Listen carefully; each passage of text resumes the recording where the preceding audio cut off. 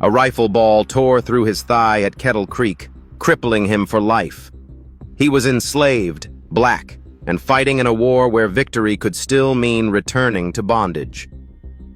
Yet this man became the only African-American Revolutionary War veteran Georgia ever honored with land. His name was Austin Dabney, and his story will shatter everything you thought you knew about the American Revolution. February 14th, 1779, Wilkes County, Georgia.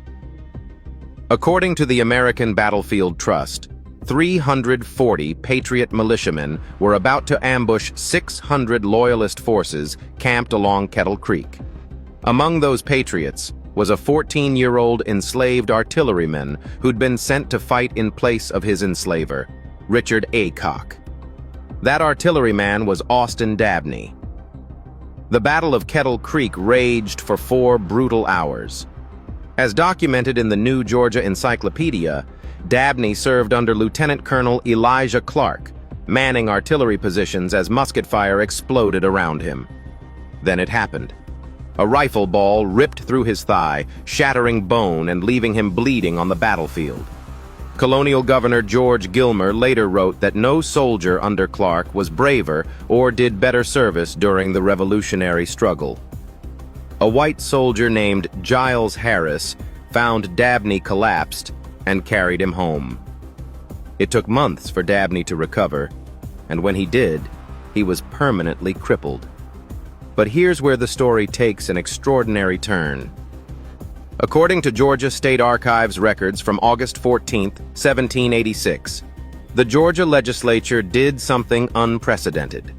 They officially emancipated Austin Dabney and awarded him 250 acres of land in Washington County, making him the only African-American Revolutionary War veteran ever granted land by the state of Georgia. But freedom and land grants didn't erase the reality of his world. Historical records from the 1819 Georgia land lotteries show Dabney was banned from participating because of his race. White landowners were outraged that a black man had been given what they considered white men's land. As Governor Gilmer documented in 1855, many said it was an indignity to white men for a mulatto to be put upon an equality with them in the distribution of public land. Yet Dabney persevered.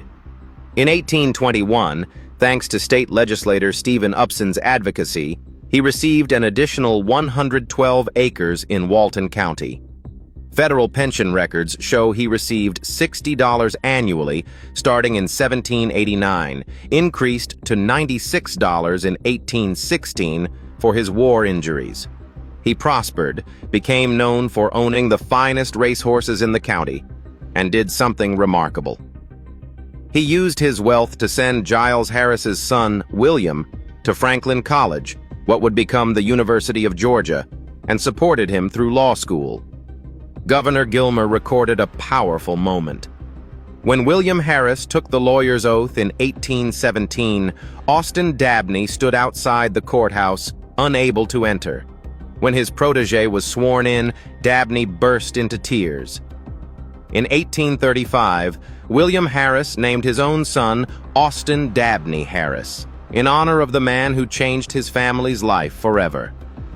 Dabney understood his place in a divided world, yet he lived with dignity. There's a story recorded by Lucian Lamar Knight about Dabney riding to Savannah with Colonel Wiley Pope to collect his pension.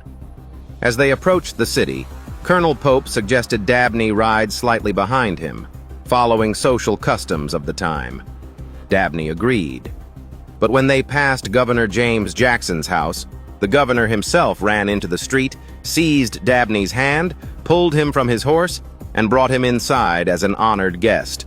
Colonel Pope rode on, unrecognized, while Austin Dabney dined with the governor.